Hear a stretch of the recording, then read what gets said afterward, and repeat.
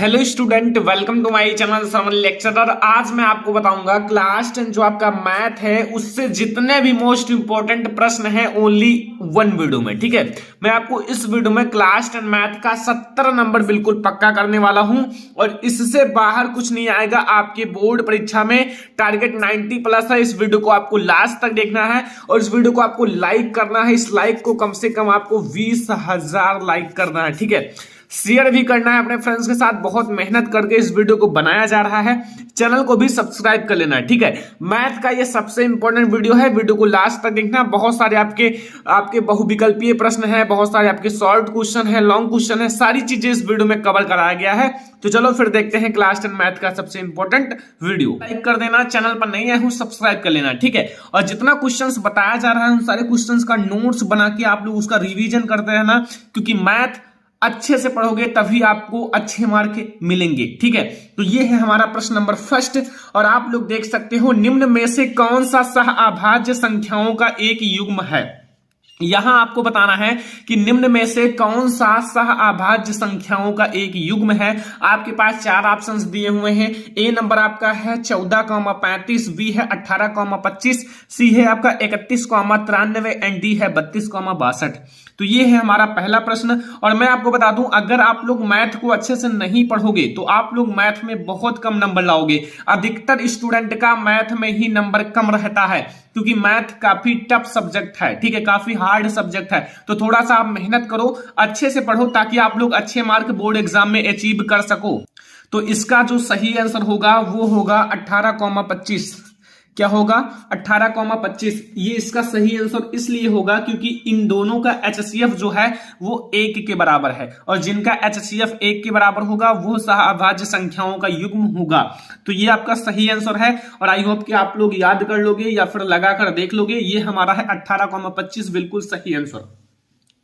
अब हम लोग दूसरा क्वेश्चन देखेंगे। जो दूसरा नंबर क्वेश्चन है इसमें क्या कह रहा है, देखो दूसरा नंबर क्वेश्चन कह रहा है पाई है। पाई जो आपका है वो क्या है? एक पूर्णांक है। ऑप्शन ए है एक पूर्णांक, बी है एक अपरिमेय संख्या, सी ऑप्शन है आपका एक परिमेय संख्या, या डी इनमें से कोई नहीं। तो पाई आपका क्या है? देखो पाई जो है ना, इन चारों में से क्या है? अगर आपको पता है तो अच्छी बात है, नहीं पता है तो भी कोई दिक्कत नहीं, मैं आपको बताऊंगा। लेकिन जो आपका पाई है वो एक अपरिमेय संख्या है। क्या है? एक अपरिमेय संख्या है। पाई क्या है? एक अपरिमेय संख्या है। ठीक है, याद रखना। लेकिन अगर पाई का मान की बात की जाए 22/7, तो आपका ये क्या होता है? परिमेय संख्या होता है। लेकिन आपका पाई जो है वो एक अपरिमेय संख्या है। अगला देखो, अगला क्वेश्चन नंबर 3 जो हमारा है, क्वेश्चन नंबर 3 आप लोग ध्यान से देखना यहां। ठीक है, लिखा हुआ है रैखिक समीकरण युग्म x बराबर y और x प्लस वाई बराबर 0 का ए ऑप्शन है आपका कोई उभयनिष्ठ हल नहीं होता, एंड बी है असीमित रूप से कई हल होते हैं, एंड सी ऑप्शन है आपका अद्वितीय हल होता है, एंड डी है उपरोक्त में से कोई नहीं। तो यहां आप लोग पहले ध्यान से क्वेश्चन को देखो। x बराबर y और लिखा हुआ है x प्लस वाई बराबर 0। तो इसमें आपका कौन सा आंसर सही होगा? अद्वितीय हल होता है। क्या होता है? अद्वितीय हल होता है। याद रखना, बहुत ज्यादा इंपॉर्टेंट क्वेश्चन है ये। हमारा क्वेश्चन नंबर 3 है और आई होप कि आप लोग इन सारे क्वेश्चंस को याद रखोगे। अब हमारा आ गया है क्वेश्चन लगाने वाला, सॉल्व करने वाला। लिखा हुआ है समीकरण x plus 6 and x minus 5 बराबर 0 के मूल होंगे। इनके मूल्य जो मूल है वो क्या होंगे? ए ऑप्शन है 6,5, बी है -5,6, सी ऑप्शन है -6,5 एंड डी है -5,6। तो इसको आप कैसे पता करोगे? तो इसके लिए आपको क्या करना होगा, यहां आप लोग ध्यान से देखो। इसका आंसर पता करने के लिए जो आपका लिखा हुआ है समीकरण, यानी कि x प्लस 6, ठीक है, एंड x माइनस 5 लिखा हुआ है, इसको बराबर 0 के रख दो। ठीक है, ध्यान से देखना। और यहां x प्लस 6 जो हमारा लिखा हुआ है इसको बराबर 0 रख दो। तो यहां से x बराबर -6 हो जाएगा। हमें एक x की वैल्यू कितना पता चला? -6। और x माइनस 5 इसको भी बराबर 0 रख दो। और यहां से x बराबर हमें ये इधर माइनस में ही इधर जाएगा, प्लस में हो जाएगा, 5 हो जाएगा। तो यहां जो हमारा मूल होगा वो होगा -6,5। ठीक है, -6,5। याद रखना, काफी आसान सा क्वेश्चन है लेकिन बहुत ज्यादा इंपॉर्टेंट है। ठीक है, -6,5। ये हमारा सही हो जाएगा। काफी आसानी से आप लगा सकते हो। इसको आप x प्लस 6 एक बार इसको बराबर 0 रखो, एक बार x माइनस 5 को बराबर 0 रखो और दोनों का आपको मूल पता चल जाएगा। ये हमारा है क्वेश्चन नंबर 4 और आई होप कि आपको ये क्वेश्चन समझ में आ गया होगा। अब हम लोग देखेंगे जो आपका क्वेश्चन नंबर 5 है। क्वेश्चन नंबर 5 आप लोग ध्यान से देखो, बहुत आसान क्वेश्चन है।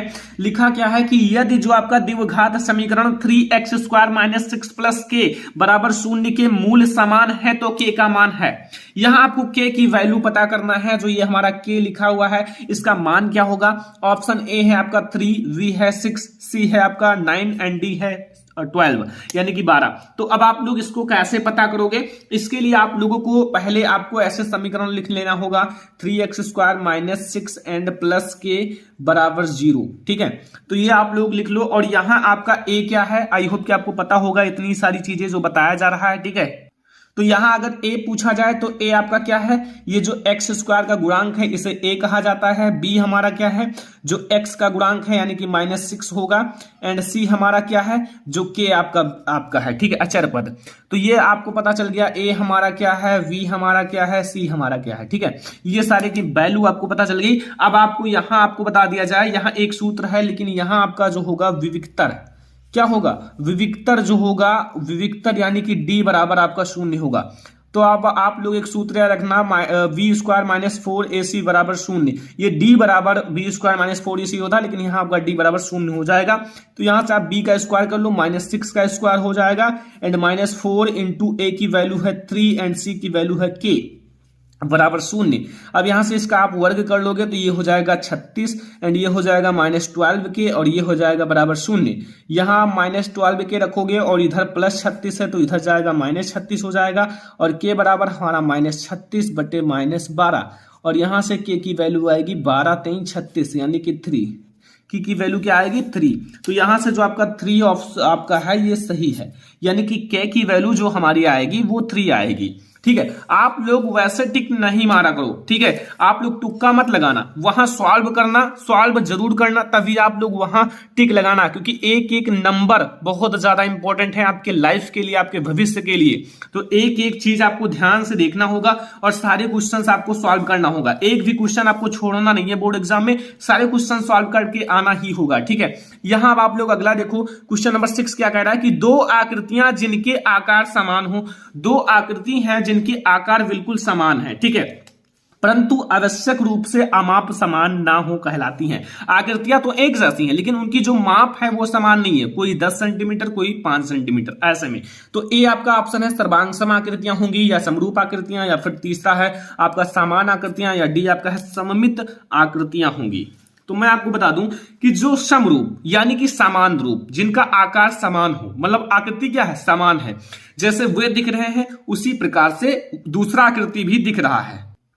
अंतर क्या है, केवल माप का। तो यहां समरूप मतलब होता है समान दिखना, तो ये हमारा बिल्कुल सही होगा। जो एक जैसे हो, माप ना देखो, माप उनका मत देखो वो कितने सेंटीमीटर का है। ठीक है, आपको केवल देखना है एक जैसे हो तो वो आपकी समरूप आकृतियां हो जाएंगी। तो दो आकृतियां जिनके आकार समान हो तो उन्हें हम लोग समरूप आकृति कहते हैं। ओके, तो ये हमारा कौन सा क्वेश्चन है, क्वेश्चन नंबर 6।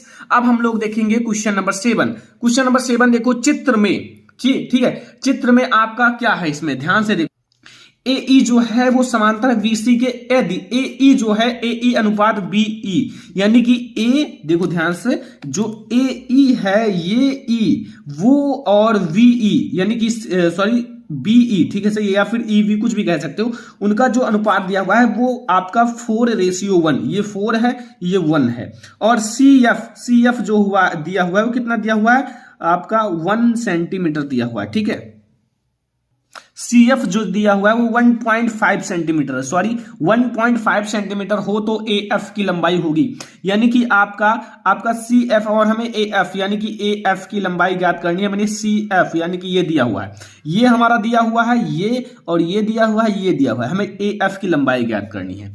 आपके पास ऑप्शन A है 4 सेंटीमीटर, B है 6 सेंटीमीटर एंड C है आपका 3 सेंटीमीटर एंड D है 2 सेंटीमीटर। तो आप कैसे लगाओगे आप लोग जानते होंगे, नहीं जानते हो तो भी कोई दिक्कत नहीं। यहां आप लोग देखो ये दोनों क्या है, जो आपका ध्यान से देखना त्रिभुज AEF, ध्यान से आप चित्र में देखो त्रिभुज ई एफ, ये एक त्रिभुज है ए ई एफ, ये क्या है समरूप है। व आपका जो त्रिभुज ए वी सी, ये वी सी देखो लंबाई मत देखो, एक जैसा दिख रहे हैं ना, ये और ये बड़ा वाला, ये दोनों क्या है समरूप त्रिभुज हैं, मतलब समान दिख रहे हैं, समरूप त्रिभुज है। ओके, समरूप त्रिभुज है, और अगर समरूप त्रिभुज है तो इनको हम अनुपात में लिख सकते हैं।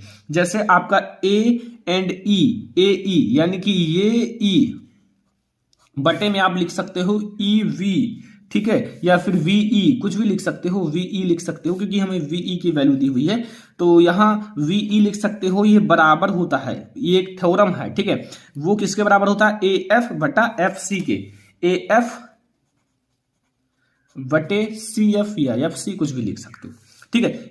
इसका जो अनुपात होता है और इसका ये बराबर होता है, ये जो आपका ये अनुपात और ये अनुपात के, ठीक है। अब आपको वैल्यू भी तो दी हुई है, यहां आपका देखो ए ई की वैल्यू ये है, ए ई आपका 4 है, और यहां आपका वीई की वैल्यू ये 1 जो दिया हुआ है 1 है, बराबर हमें ए एफ की वैल्यू ज्ञात करनी है, तो ए एफ आप ऐसे ही रहने दो, और हमें और कुछ दिया हुआ है सी एफ की हमें दिया हुआ है 1.5 सेंटीमीटर।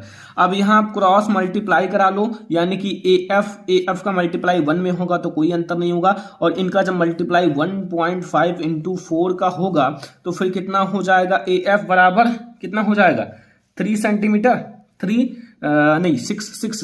6 सेंटीमीटर, क्योंकि 4 बार हुआ है, अगर 2 बार होता तब 3 सेंटीमीटर, तो ये हमारा 6 सेंटीमीटर बिल्कुल सही है। तो जहां भी आपका हो वहां आप टिक लगा सकते हो।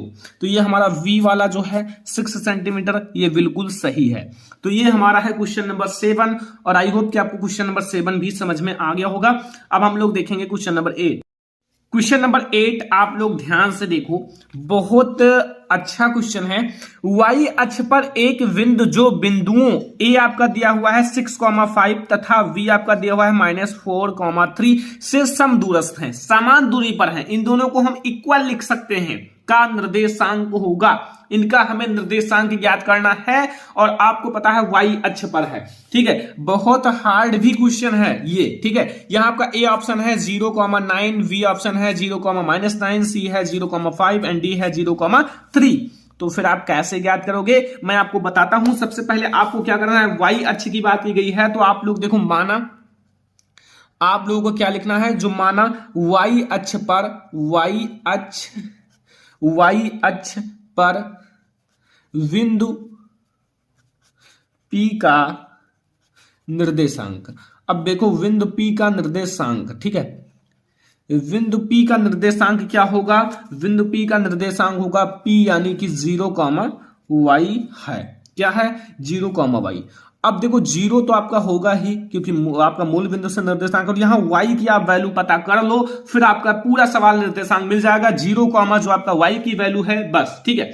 तो अब आपको क्या करना है, हमें दिए गए बिंदु क्या है, दिए गए बिंदु ध्यान से देखना, हार्ड भी है आपका सवाल, ठीक है। दिए गए बिंदु आपका कौन सा बिंदु दिया हुआ है, a, यानी कि a आपका क्या दिया हुआ है, a हमारा दिया हुआ है 6,5 तथा v हमारा क्या दिया हुआ है, ध्यान से देखो -4,3 है, -4,3 है, ठीक है, पता चला, ये हमें दिया हुआ है, देख लो a और v, ठीक है। अब आपको क्या करना है, अब चूंकि a तथा बिंदु b जो है बिंदु P से समदूरस्थ है, देखो y अक्ष पर एक बिंदु, जो एक बिंदु उसको मैंने क्या माना है, बिंदु को P माना है, P, ठीक है, और P जो है इनसे और इनसे समदूरस्थ हैं, ठीक है। तो अब आप लोग भैया एक काम करो, आप लोग लिखो, क्या लिखो कि आपका जो चूंकि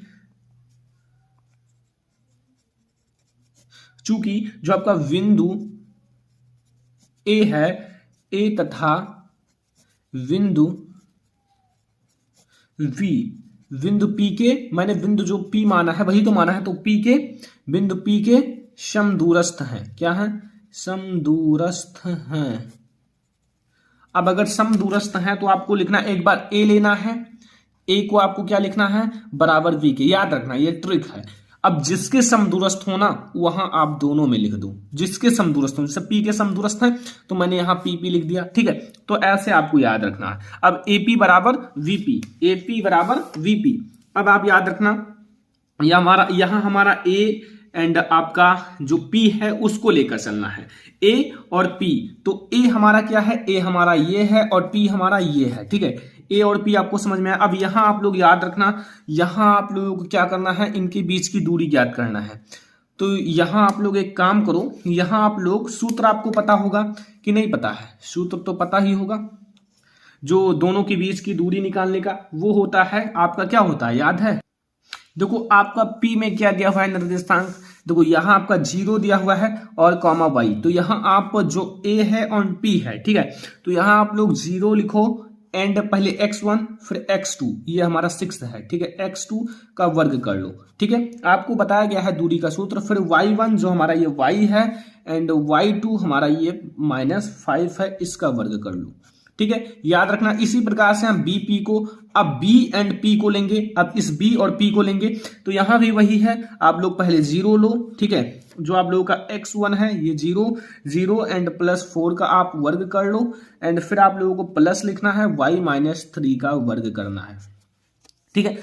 सॉरी हाँ, वर्ग करके फिर अंडर रूट आपका लगा हुआ है। अब हम करेंगे क्या कि दोनों पक्षों का वर्ग कर लेंगे, क्योंकि हमें रूट हटाना है तो रूट हटाने के लिए दोनों पक्षों का वर्ग करना पड़ेगा।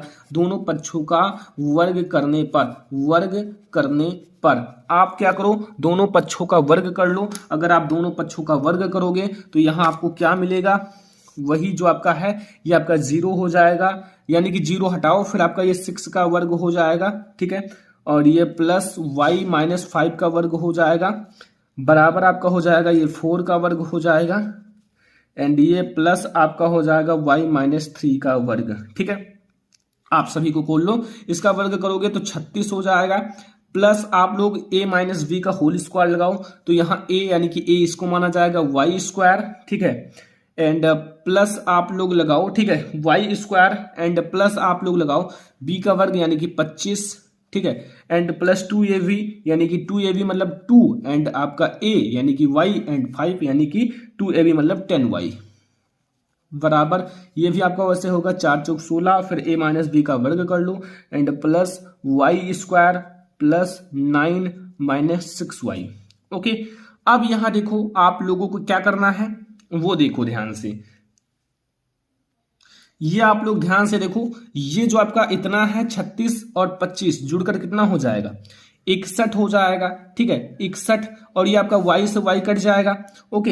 एंड 61 आपका हो जाएगा ना, यहां से -10y हो जाएगा, जो आपका 10y बचा है, बराबर आपका ये एंड ये जुड़ेगा, ठीक है। यानी कि आपका 16 और 9 क्या हो जाएगा, 25 हो जाएगा, 25 एंड माइनस आपका 6y। अब इसी को सॉल्व कर लो, आपका आंसर आ जाएगा। जैसे हम लोग दूसरे पेज में देखते हैं, इतना आपका हो गया। अब आप लोग क्या करो, यहां से आपका -10y है, ठीक है, एंड ये आपका प्लस आपका 6y है, इसको आप इधर ट्रांसफर कर लो, इस चीज को -6y को इधर ट्रांसफर कर लो, -25 एंड इधर आपका -61 हो जाएगा, ठीक है। अब इतना हो गया ना, -61, ये इधर प्लस में है, इधर जाएगा माइनस में। अब ये आपका घटकर कितना हो जाएगा, ये आपका घटेगा और आपका हो जाएगा आपका -4y और ये आपका हो जाएगा, इसमें से ये घटेगा तो आपका कितना हो जाएगा, 36 हो जाएगा, वो भी माइनस में। तो यहां से आपका क्या हो जाएगा, अब ध्यान से देखो, पूरा सवाल आपको समझ में आ रहा है। यहाँ y का -36 बटे -4 इक्वल टू y बराबर आपका 9 चौक 36, बस यही आपका 9 आंसर हो जाएगा। यानी कि आपने क्या माना था, यहाँ देखो, यहाँ आप लोगों ने माना था 0,y, तो वो हो जाए आपका निर्देशांक 0,9। तो जहां भी 0,9 है उस पर टिक लगा दो। तो काफी हार्ड सवाल था, 0,9, ठीक है। ये आपका बिल्कुल सही आंसर हो जाएगा, 0,9 प्लस में 9 रहेगा। तो ये हमारा है कौन सा, क्वेश्चन नंबर 8। अब हम लोग अगला देखेंगे, क्वेश्चन नंबर 9। आप लोग ध्यान से देखना, यहां क्या लिखा हुआ है, बिंदु जो आपका 3,4 की मूल बिंदु से दूरी होगी। मूल बिंदु से आपको दूरी ज्ञात करना है। तो मूल बिंदु से दूरी आपका ऑप्शन ए है 6, बी है 5, सी है 4 एंड डी है 3। तो आप लोग मूल बिंदु से अगर आपको दूरी ज्ञात करना है तो कैसे ज्ञात करोगे, ठीक है। तो आप लोग याद रखना, सबसे पहले आप लोगों को दूरी ज्ञात करना है, तो d बराबर यानी कि दूरी का फार्मूला याद रखना, वो है आपका under root x1 minus x2 का वर्ग प्लस y1 माइनस y2 का वर्ग। ओके, इतना कर लो। फिर आप लोग याद रखना, अगर आपको मूल बिंदु से दूरी ज्ञात करना है तो आपको एक तो आपका बिंदु दिया रहेगा ये, और मूल बिंदु का जो निर्देशांक होता है, पहले तो आपका ये दिया हुआ है 3,4 तथा जो मूल बिंदु का निर्देशांक होता है वो 0,0 होता है, के बीच की दूरी, के बीच की दूरी, ठीक है, ये हो जाएगा। अब आप इन दोनों के बीच की दूरी ज्ञात कर लो, एक हमारा ये निर्देशांक, एक ये, ठीक है। तो इन दोनों के बीच की दूरी ज्ञात कर लो, आपका ये सूत्र दिया ही हुआ है। x1 हमारा ये है यानी कि 3 माइनस आपका x2 हमारा ये है आगे वाला 0 का वर्ग कर लो, एंड फिर आप लोग प्लस लगा लो। फिर आपका यहाँ देखो y1 ये है 4 एंड माइनस ये 0 का वर्ग, यानी कि ये हो जाएगा आपका 3 का वर्ग प्लस 4 का वर्ग, यानी कि आपका बराबर लगाओ 9 प्लस 16 का वर्ग, यानी कि आपका हो जाएगा 25। 25 का वर्ग आपका 5 मात्रक आएगा, या फिर इकाई लिख देना 5 इकाई। तो यहाँ आप लोगों का जो 5 है ये बिल्कुल सही है, आप लोगों का जो 5 है ये बिल्कुल सही है, ठीक है, 5 आपका सही हो जाएगा। ये है हमारा क्वेश्चन नंबर 9। अब हम लोग क्वेश्चन नंबर 10 देखेंगे। क्वेश्चन नंबर 10 में देखो क्या लिखा हुआ है, साइन 2a बराबर होता है 2 साइन ए, तब सत्य होता है जबकि a बराबर है। a बराबर इसमें से क्या है, जो आपका दोनों को इक्वल कर दे, बराबर कर दे, दोनों को आपको बराबर करना है, ठीक है। आपका a है आपका 0 डिग्री, v है 30 डिग्री, c है आपका 45 डिग्री एंड d है आपका 60 डिग्री।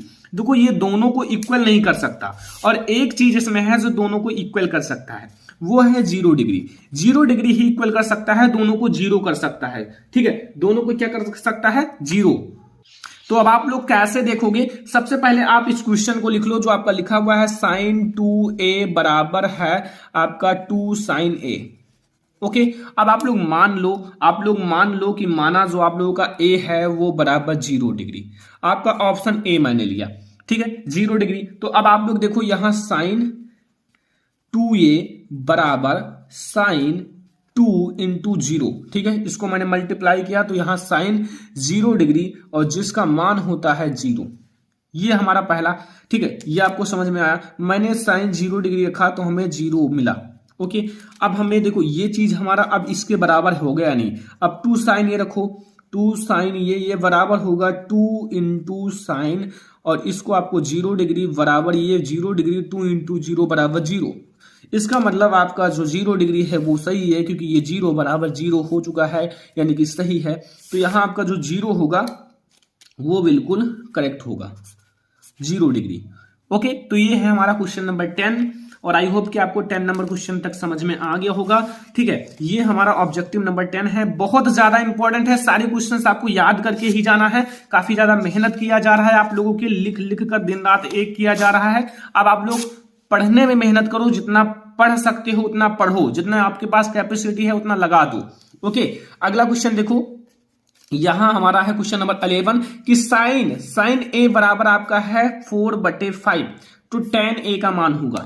tan a का मान आप कैसे ज्ञात करोगे, देखो आपके पास ऑप्शन ए है 3 यानी कि 3/5, v है आपका 5/3 एंड c है आपका 4/3 एंड d है आपका 3/4। इसको आप कैसे लगाओगे, हम देखो साइन a की वैल्यू दी हुई है, तो हम tan की वैल्यू कैसे पता करेंगे।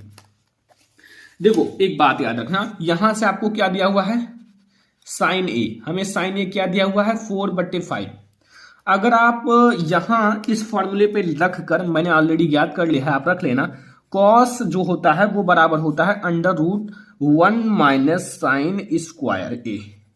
इस पर आप वैल्यू रख लेना, यहां आप साइन स्क्वायर a की वैल्यू रखना और सॉल्व कर लेना, और मैंने ऑलरेडी ज्ञात कर लिया है, मैंने ज्ञात किया है, तो कॉस a हमारा आया है 4/5, ठीक है। अब हमें साइन ए और कॉस ए, साइन ए का दिया हुआ है, मैंने कॉस ए का ज्ञात कर लिया। अब हमें ज्ञात किसका करना है, tan ए की वैल्यू। अब tan ए की वैल्यू आप बहुत आसानी से ज्ञात कर सकते हो, कैसे, tan ए जो होता है वो बराबर होता है साइन ए और बटे में कॉस ए, और साइन ए बटे कॉस ए, यानी कि साइन ए की वैल्यू हमारी 4/5 है और कॉस ए की वैल्यू 3/5 है। यहाँ 5 से 5 कैंसिल हो जाएगा, बराबर 4/3।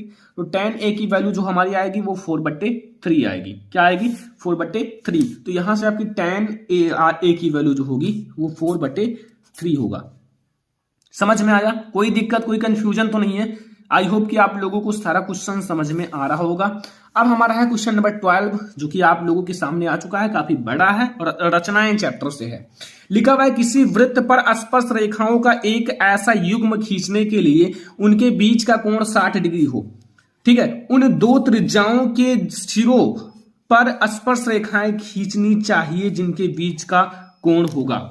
हम लोग इसका फिगर देखेंगे, फिर हम लोग समझेंगे। यहां आप लोग देखो, सबसे पहले हम लोगों ने एक वृत्त बना लिया है और यहां से एक देखो, यहां आप लोगों को ओ बिंदु मान लेना है और ऐसे स्पर्श रेखा ले जाना है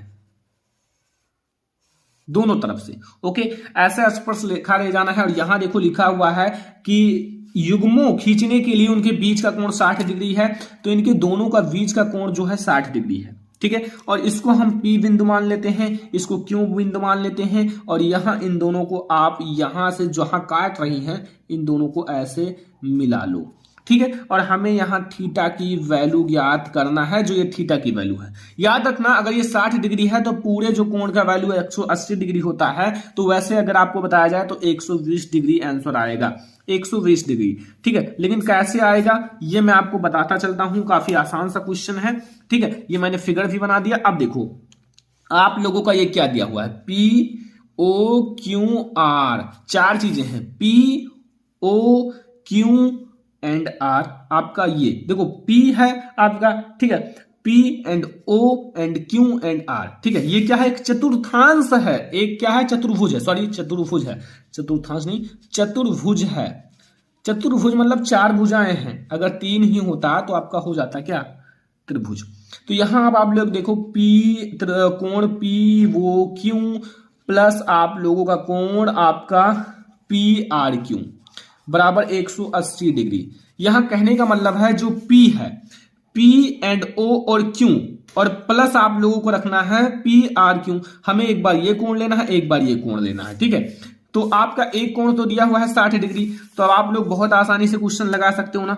एक हमें दिया हुआ है, ये दिया हुआ है 60 डिग्री और इसको हमने थीटा माना है और हमारा 180 डिग्री दिया हुआ है और थीटा बराबर आप 180 डिग्री में से आप इधर प्लस में है, इधर ले जाओगे माइनस में हो जाएगा और आपका 120 डिग्री हो जाएगा थीटा की वैल्यू। तो 120 डिग्री मैंने बताया था आएगा भी, तो 120 डिग्री आपका सही आंसर है। ये हमारा क्वेश्चन नंबर 12 है। क्वेश्चन नंबर 13 अब हम लोग देखने वाले हैं, जो आपका 13 नंबर क्वेश्चन है।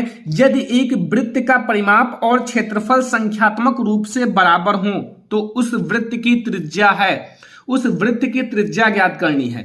यहां आप लोगों को वृत्त का परिमाप का सूत्र भी पता होना चाहिए और वृत्त का क्षेत्रफल का सूत्र तभी आप कर पाओगे, क्योंकि हमें इन दोनों को बराबर रखना है। अब आप लोग याद रखना, दोनों का सूत्र आपके पास ऑप्शन ए है 2 मात्रक, ऑप्शन बी है पाई मात्रक, ऑप्शन सी है 4 मात्रक, डी है 7 मात्रक। तो अब आप लोग याद रखना, मैंने बताया है, मान लो वृत्त की त्रिज्या r है, हमें त्रिज्या ज्ञात करना है ना, तो माना जो आपका वृत्त की त्रिज्या क्या है, r है। वृत्त की त्रिज्या हमने r मान लिया, r है। चलो ठीक है, अब आप लोगों को वृत्त का परिमाप का सूत्र पता होना चाहिए। मैंने बताया है वृत्त का परिमाप।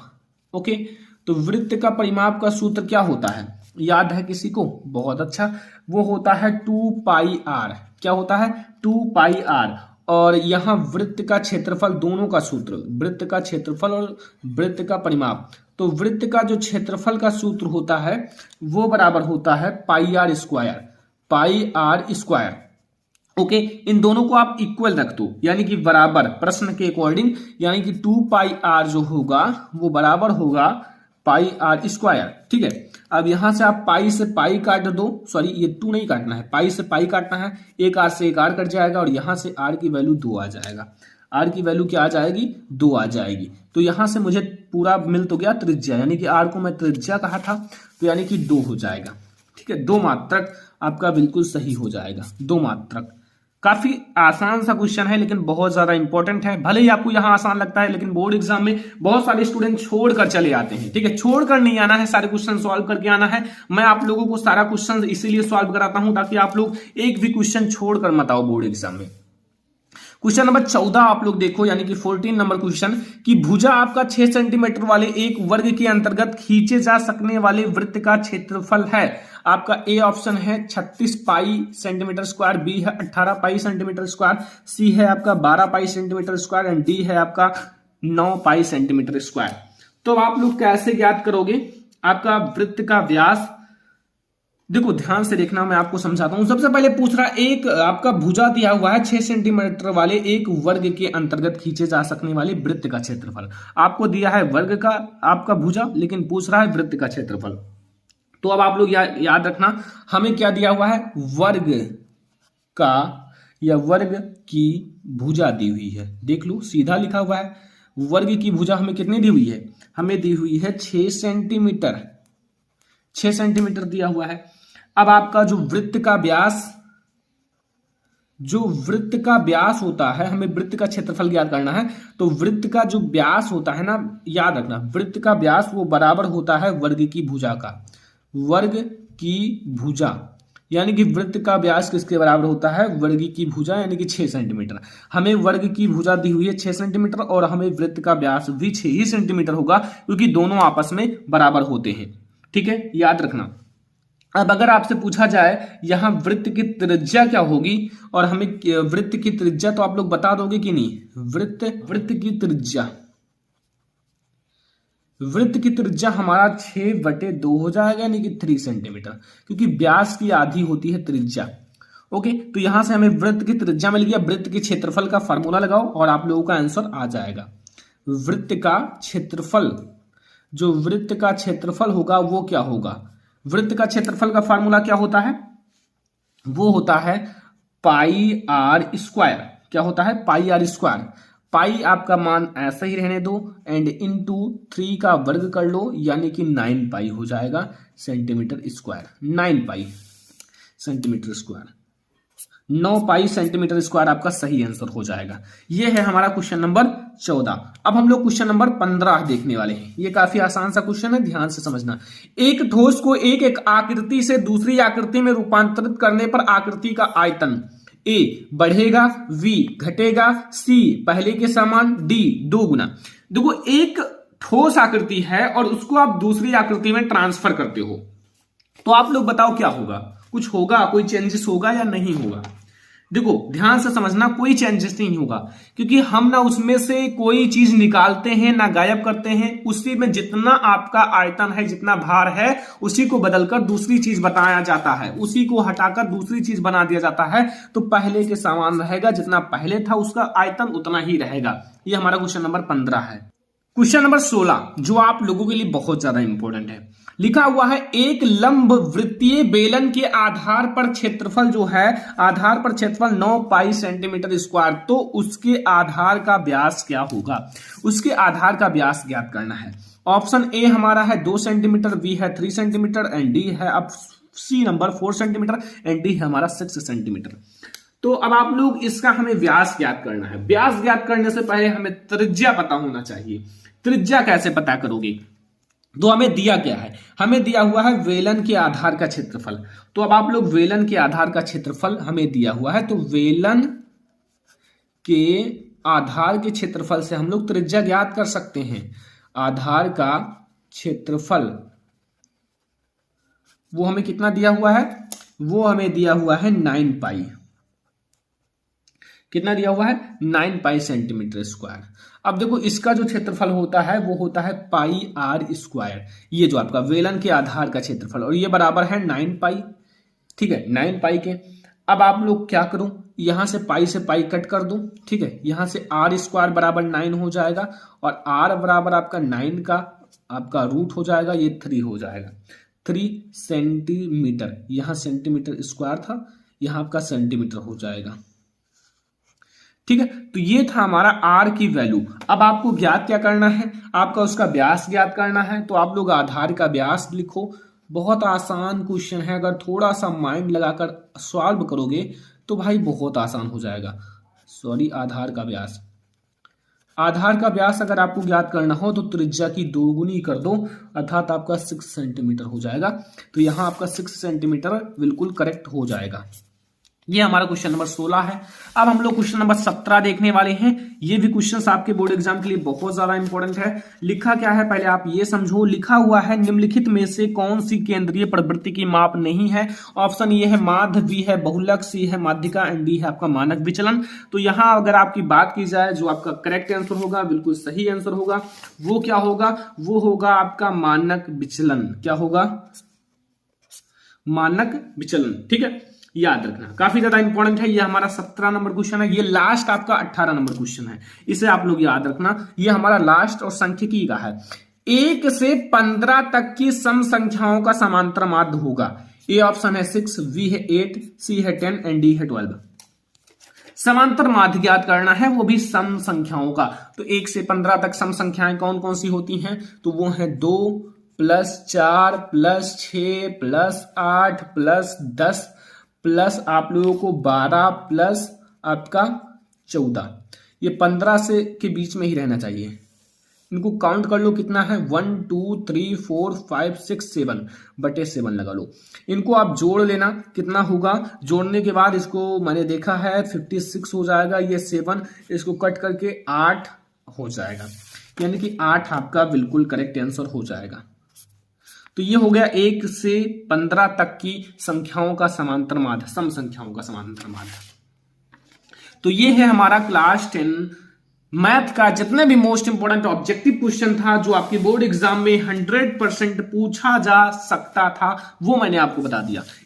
अब हमारा जो अति लघुत्तरीय प्रश्न है जो बोर्ड एग्जाम के लिए बहुत इंपॉर्टेंट है, देखो यहां क्या लिखा हुआ अति लघुत्तरीय में कि ज्ञात कीजिए कि जो रैखिक समीकरणों का युग्म, यहां आपका समीकरण दिया हुआ है 2x - 3y = 8, 4x - 6y = 9 संगत है या असंगत, संगत है या फिर असंगत, बहुत इंपॉर्टेंट है, याद रखना। सबसे पहले हमारा जो समीकरण दिया हुआ है उसको लिख डालो। हमारा समीकरण क्या क्या दिया हुआ है, एक दिया हुआ है 2x - 3y = 8।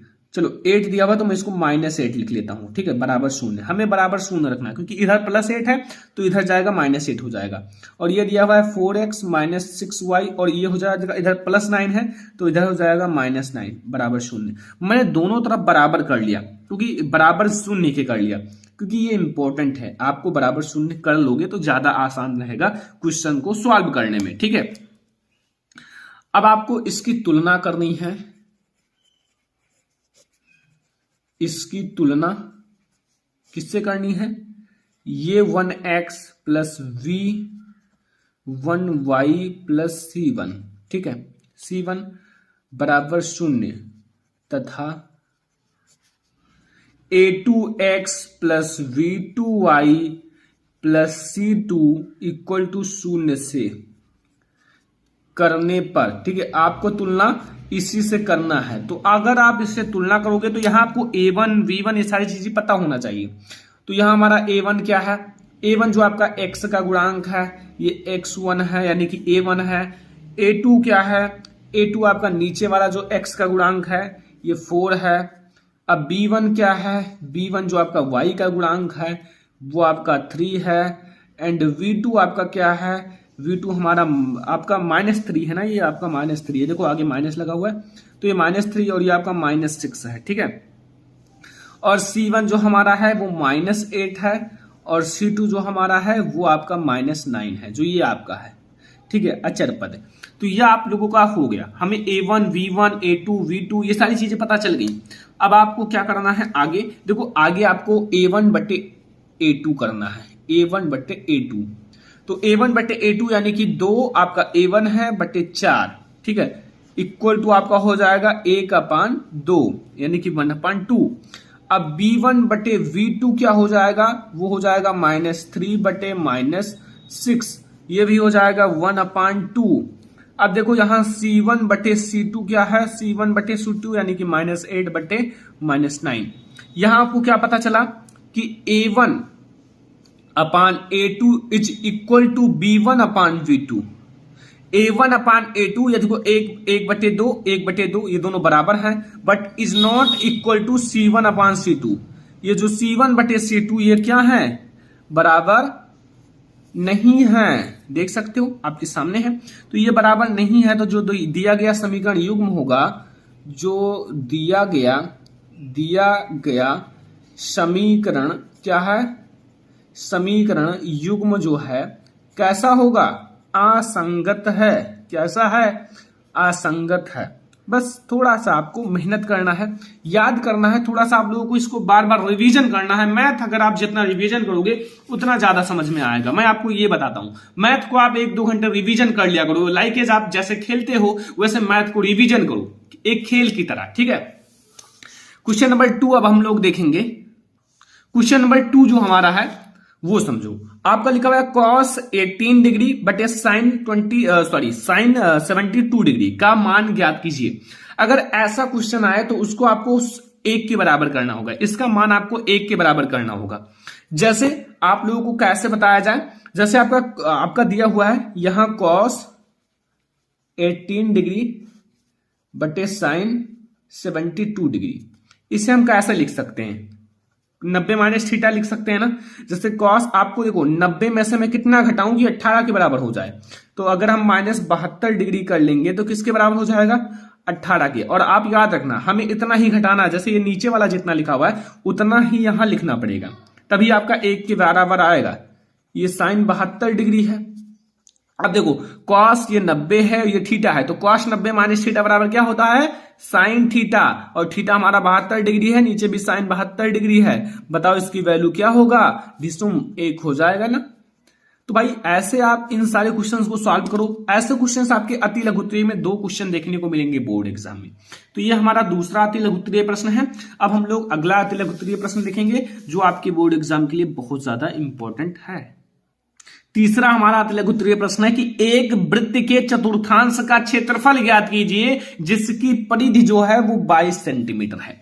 क्या करना है, हमें एक वृत्त जो है वृत्त के चतुर्थांश का क्षेत्रफल ज्ञात करना है जिसकी परिधि 22 सेंटीमीटर है। ध्यान से समझो, एक भी क्वेश्चन छोड़ना नहीं है। बोर्ड एग्जाम में टॉपर बनना है। अगर आप लोग मेहनत करोगे, अच्छे से पढ़ोगे, जितना पढ़ाया जा रहा है वीडियो को लास्ट तक देखोगे, जितना पढ़ाया जा रहा है उसे समझोगे, रिवीजन करोगे, तो फिर आप लोग एक ना एक दिन आप लोग बहुत अच्छे मार्क मैथ में अचीव करोगे। अगर लगातार बोर्ड एग्जाम तक पढ़ोगे तब, ठीक है। सारी चीजें आप लगातार करो, एक भी दिन आप छोड़ो मत।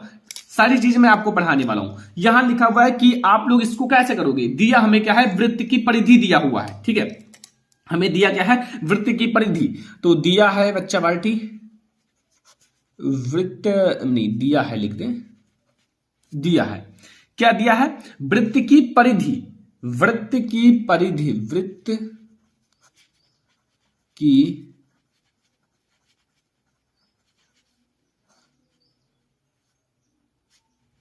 परिधि, और वृत्त की जो परिधि दिया हुआ है, और रुको थोड़ा सा आप समझो, वृत्त की परिधि का क्षेत्रफल क्या होता है, वो होता है 2 पाई आर बराबर हमारा यही 2 पाई आर हमें दिया हुआ है कितना, 22 सेंटीमीटर, ठीक है। यहां से अभी हम आर की वैल्यू ज्ञात कर लेंगे, ठीक है। तो यहां से आप 2 पाई आर, मैं नीचे एक बार लिख देता हूं, यह हमें दिया हुआ है 22। अब यहां से अगर आप आर पूछा जाए, आर की वैल्यू क्या होगा, तो देखो एक तो आपका 22 दिया हुआ है, ठीक है, 22, ओके। अब एक आपका देखो जो आप लोगों का पाई का मान है वो मतलब नीचे आएगा, तो ये आप लोगों का पाई का मान कैसे रखोगे, ये आप लोगों का नीचे आ जाएगा, दोनों यहां आपका पाई आ जाएगा और 2 आ जाएगा, यानी कि जो आप लोगों का 2 है ये भी आ जाएगा। तो यहां आर बराबर आपका हो जाएगा 22। अब 22 है तो फिर आप एक बात समझो, जैसे आपका दिया है, आपका यह हुआ है 22/2 पाई। देखो यहां से मैं 22 ऐसे रखूंगा, 2 ऐसे रखूंगा। अब ये जो आप लोगों का है, इससे मैं पाई का जो आपका पाई का मान होता है 22/7, तो 7 ऊपर हो जाएगा और 22 नीचे हो जाएगा, ऐसा रहेगा, ठीक है। समझ में आया, ऐसा हो जाएगा। यानी कि ये मैं कैसे लिख सकता हूं, 22/2 इंटू आपका 7/22। 22 से 22 कट जाएगा, यहां से जो आर की वैल्यू आएगी वो आएगी 7/2। यहां से हमें r की वैल्यू पता चल गई। सबसे बड़ी बात तो हमें यहां से ये मिला, सेंटीमीटर में है भाई, सेंटीमीटर। ठीक है, अब हमें ज्ञात क्या करना है, एक चतुर्थांश का क्षेत्रफल यानी कि वृत्त के चतुर्थांश का क्षेत्रफल ज्ञात करना है। तो वृत्त के जो चतुर्थांश का क्षेत्रफल, आप हेडिंग डालो, जो वृत्त के चतुर्थांश का क्षेत्रफल। देखो जो चतुर्थांश होता है, एक वृत्त में 4 चतुर्थांश होते हैं, 4, और हमें एक का ज्ञात करना है, तो 1/4 कर लेना, πr², ये याद रखना। अब देखो यहां से 1/4, पाई की वैल्यू होती है 22/7, इंटू हमारा दिया हुआ है 7/2, त्रिज्या 7/2, ऐसा लिख लो, कोई दिक्कत नहीं। 7 से आप 7 काट दो, ठीक है। और फिर क्या करोगे, यहां आपका एक बार से ये 11 हो जाएगा, इतना आ गया ना। अब फिर आगे हमें कैसे करना है, अब आपका कोई नहीं करेगा, ये 11 सत्ते 77, ये जो 11 है का 7 से मल्टीप्लाई, और ये 2 आपका, और 4 8। आप इतना पे आंसर लिख सकते हो, हमें स्क्वायर लगाना पड़ेगा क्योंकि क्षेत्रफल है, क्षेत्रफल में हमेशा स्क्वायर लगेगा। और इसे अगर आप भाग देना चाहते हो तो 9×8 = 72, यानी कि 9.625 सेंटीमीटर स्क्वायर, ये हो जाएगी हमारी वैल्यू। किसकी वैल्यू हो जाएगी, क्षेत्रफल, और किसका हो जाएगा, चतुर्थांश का क्षेत्रफल, ये हो जाएगा। ये है हमारा अति लघुत्तरीय प्रश्न, जो बोर्ड एग्जाम के लिए बहुत ज्यादा इंपॉर्टेंट है। तो ये 3 हम लोगों ने अति लघुत्तरीय प्रश्न देखे, जो बोर्ड एग्जाम के लिए बहुत ज्यादा इंपॉर्टेंट है। अगर आपको मैथ का भी चैप्टर वाइज इंपॉर्टेंट क्वेश्चन चाहिए, यानी कि एक एक चैप्टर का, पहला चैप्टर वास्तविक संख्या, दूसरा चैप्टर, तीसरा चैप्टर, चौथा चैप्टर, सारे का स्टेप बाय स्टेप चाहिए तो कमेंट करना, मैं आप लोगों को चैप्टर वाइज भी इंपॉर्टेंट क्वेश्चन प्रोवाइड कर दूंगा। अब हमारा आएगा लघुत्तरीय प्रश्न, जो आपके बोर्ड एग्जाम के लिए मोस्ट इंपॉर्टेंट है। तो फिर आप लोग पहले क्वेश्चंस को ध्यान से पढ़ लिया करो। क्वेश्चन को जितनी ध्यान से पढ़ोगे उतना जल्दी आपका क्वेश्चन सॉल्व होगा, क्योंकि क्वेश्चन को समझना है आप लोगों को, केवल पढ़ना नहीं है, उसको ध्यान से समझना होगा। ठीक है, लिखा है ऐसी 2 संख्याएं ज्ञात कीजिए, ऐसी 2 संख्याएं ज्ञात कीजिए जिनका योग 27 हो और गुणनफल जो है 182 हो। कैसे ज्ञात करोगे, माना जो एक संख्या x है, मान लो, क्या मान लो, माना जो एक, हमें 2 संख्या ज्ञात करनी है, तो पहले आप माना एक संख्या कहो, एक, माना एक संख्या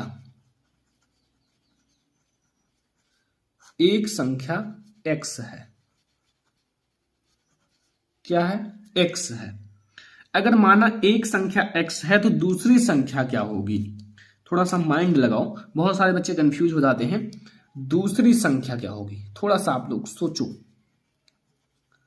दूसरी संख्या क्या हो सकती है। देखो अगर दोनों का योग हमारा 27 है, यानी कि 27 है, तो दूसरी संख्या अगर हम 27 में से x घटा दें तो हमें दूसरी संख्या पता नहीं चल जाएगा, पता चल जाएगा, क्योंकि हमारी कुल योग है 27, तो 27 में से जो संख्या मैंने माना है उसे घटा देंगे तो हमारी दोनों संख्या पता चल जाएगी। अब आपको क्या करना है, तब जो संख्याओं का गुणनफल, तब जो संख्याएं हैं या संख्याओं का गुणनफल। अब संख्याओं का गुणनफल मतलब दोनों संख्याओं को गुणा करना, तो यहां आप लोग दोनों संख्या को गुणा कर लो, x में आप 27 माइनस x का मल्टीप्लाई कर लो, और हमारा ये 182 दिया ही है, क्या दिया हुआ है, दोनों का गुणनफल, और यहां से आपका हो जाएगा 27x और माइनस x²।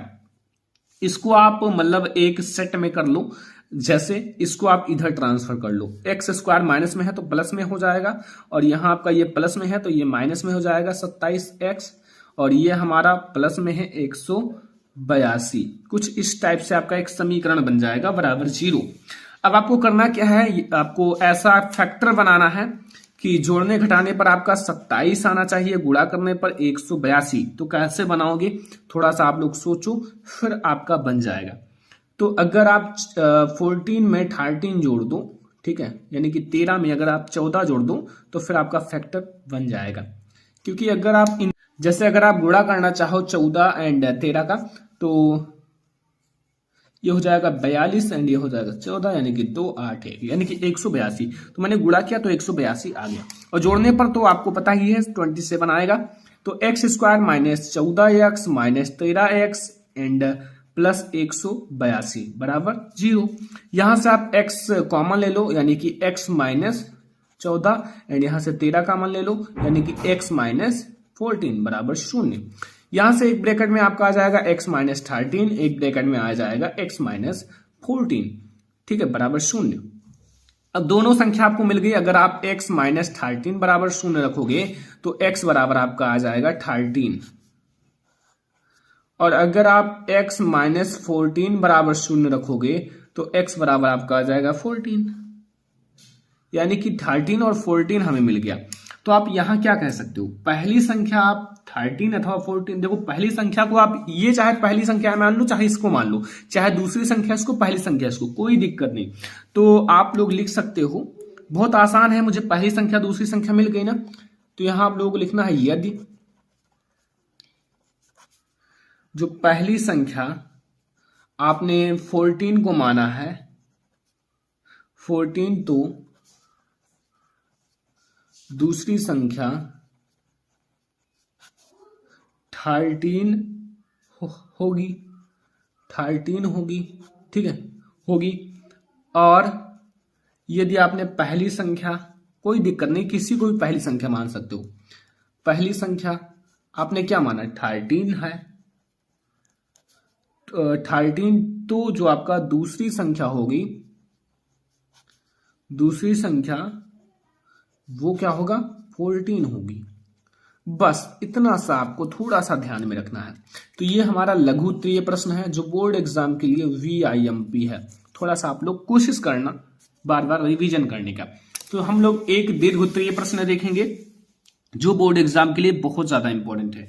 दीर्घ उत्तरीय प्रश्न है जो आपका हाइट एंड डिस्टेंस का है और हाइट एंड डिस्टेंस के क्वेश्चंस आपके बोर्ड एग्जाम में जरूर पूछे जाते हैं और लॉन्ग क्वेश्चन में पूछे जाते हैं, क्योंकि हाइट एंड डिस्टेंस आपके बोर्ड एग्जाम के लिए सबसे ज्यादा इंपॉर्टेंट चैप्टर है, वो भी लॉन्ग क्वेश्चन के लिए, ठीक है।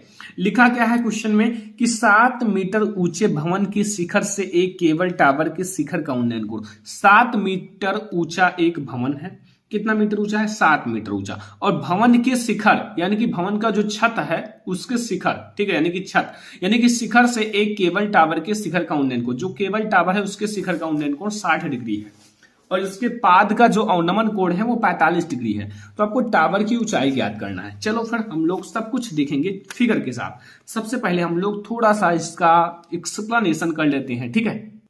तो सबसे पहले आपको फिगर बनाना पड़ेगा। जैसे कि मैंने माना है कि माना जो AV है एक केबल टावर है, सब आपको मानना पड़ेगा, आपको मतलब सारी चीजें मानना है। जैसे आपका जो केबल टावर है वो आपको AV मानना है। तो जैसे मैं एक केबल टावर माना लेता हूं ये, ठीक है, स्केल की सहायता से बोर्ड एग्जाम की कॉपी में बनाना। यहां हमारा AV क्या है, एक केबल टावर है, ठीक है, AV है। चलो ध्यान में आया।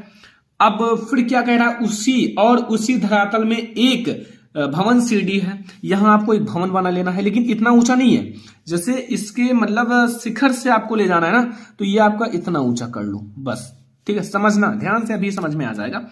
ये CD है, CD हमारा कितना है 7 मीटर है, ठीक है, 7 मीटर। अब देखो ध्यान में क्या रखना है कि इसको आप मिला दो, कोई दिक्कत है नहीं, धरातल को मिला दो जैसे पृथ्वी होता है वैसे, और इसको आप डॉट लाइन कर दो, इसको आप थोड़ा थोड़ा डॉट लाइन की तरह कर दो, ठीक है। अब देखो फिर क्या कह रहा है कि भवन के शिखर C से क्षैतिज धरातल के समांतर एक रेखा CE है। ये CE एक रेखा है, C एंड E मैंने मान लिया, इसके धरातल के समांतर है, ठीक है। अब फिर आपको क्या करना है, जो भवन के शिखर C से, जो भवन का शिखर है, यहां मैं थोड़ा सा आपके साथ लिखता हूं, जो भवन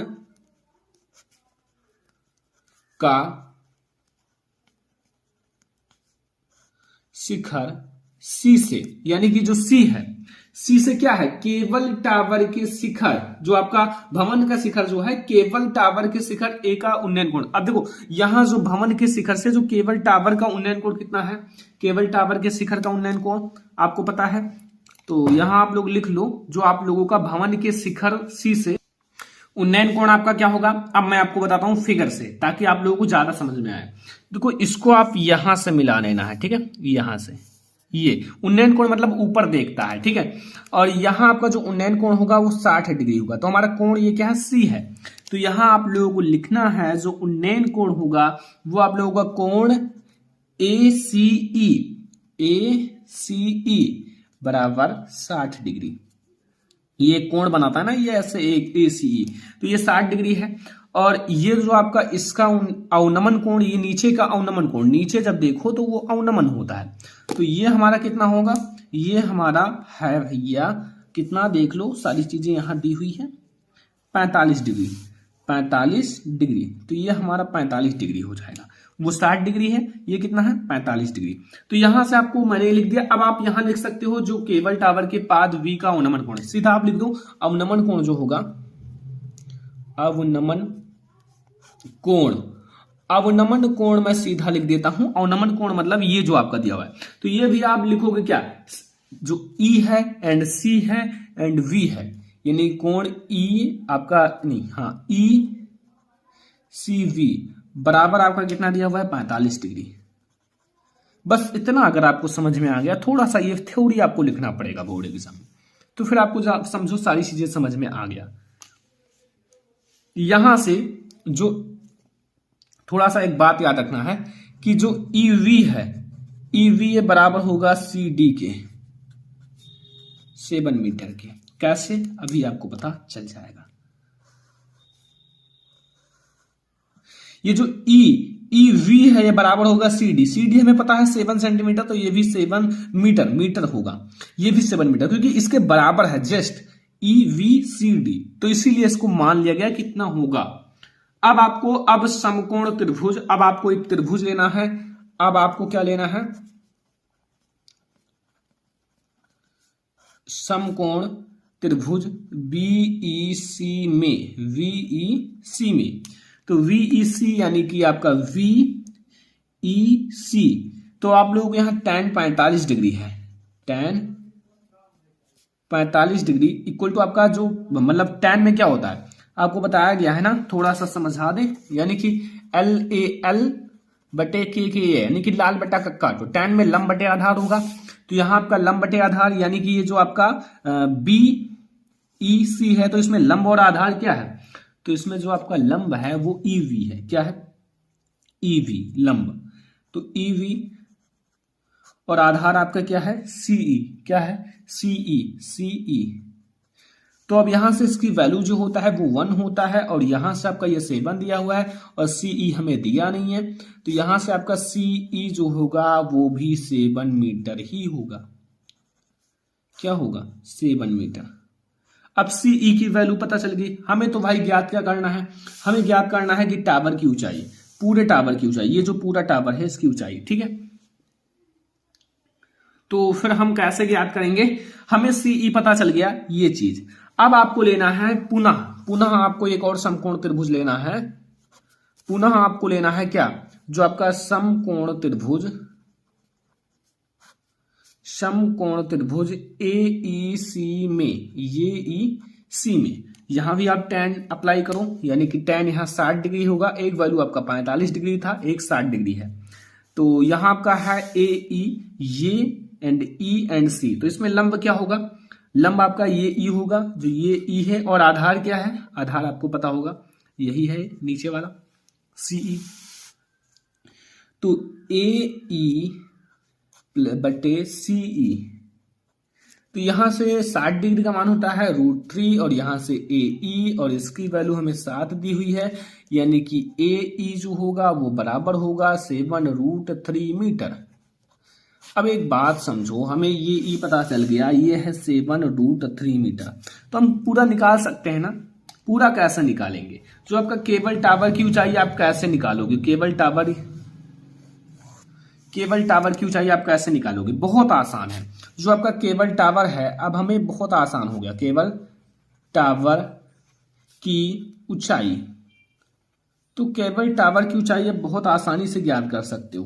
कैसे, ये हमें दिया है ना, ये आपका आपका आप जोड़ लो। जो आपका एवी पूरा ज्ञात करना है तो एई प्लस ईवी कर लो, ठीक है। जो आपका एई है प्लस ईवी कर लो, हमें दोनों की वैल्यू पता चल गई। हमने जैसे ये ज्ञात किया वैसे बहुत आसान हो गया, ठीक है।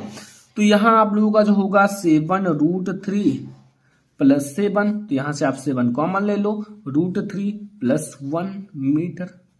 बस यही हो जाएगा पूरे केबल टावर की ऊंचाई, ठीक है। तो ये था हमारा long important question. I hope कि आपको सारा क्वेश्चन समझ में आ गया होगा। समझ में आ गया हो, वीडियो को लाइक कर देना, चैनल पर नए हो सब्सक्राइब कर लेना, अपने फ्रेंड्स के साथ शेयर कर देना ताकि उन्हें भी मदद मिल सके बोर्ड एग्जाम की तैयारी करने। तो स्टूडेंट, अगर आपको ये वीडियो पसंद आया हो, वीडियो को लाइक करना, शेयर करना अपने फ्रेंड्स के साथ, चैनल पर नए हो सब्सक्राइब कर लेना। अगर और भी ऐसे सब्जेक्ट के वीडियो चाहिए 70 नंबर बिल्कुल पक्का वाला, तो कमेंट बॉक्स में आप कमेंट करके जरूर बताना, क्योंकि मैं आप लोगों के लिए वीडियो जरूर लाऊंगा, ठीक है। तो फ्रेंड्स के साथ शेयर कर देना, और आपसे छोटी सी रिक्वेस्ट है, चैनल को सब्सक्राइब नहीं किया है तो सब्सक्राइब कर लो, क्योंकि आपके क्लास 10th के सभी विषय की तैयारी कराई जाएगी। तो चलो फिर मिलते हैं किसी नेक्स्ट इंपॉर्टेंट वीडियो में, तब तक के लिए धन्यवाद।